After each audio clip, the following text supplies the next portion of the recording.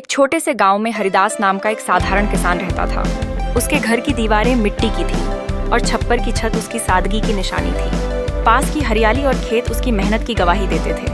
हरिदास के पास इतनी दौलत नहीं थी, लेकिन उसके चेहरे पर हमेशा संतोष और खुशी की चमक थी। हर सुबह जैसे ही सूरज की पहली किरणें आसमान में फैली, हरिदास अपने खेत की ओर बढ़ता।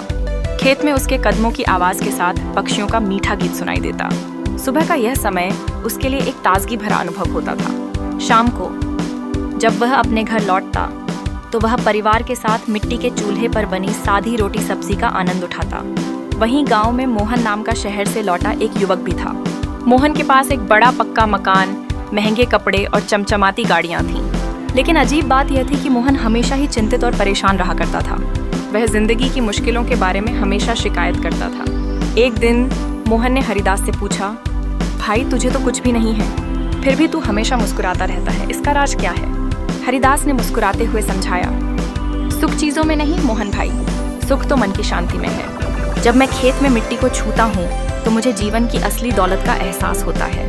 मोहन कुछ समय के लिए सोच में पड़ गया। शाम को जब वह हरिदास के घर गया तो वहाँ का माहौल देखकर वह दंग रह गया। परिवार के सब लोग हंसते मुस्कुराते हुए मिट्टी के चूल्हे पर बनी रोटियां खा रहे थे। वहाँ न सोने चांदी के बर्तन थे, लेकिन सभी चेहरे पर खुशी थी। मोहन को यह समझ आया कि वह सब कुछ होते हुए भी सच्चे सुख से वंचित था। उन दिनों के बाद मोहन ने जिंदगी की रफ्तार धीमी की। उसने अपने जीवन में सादगी और संतोष को अपनाया।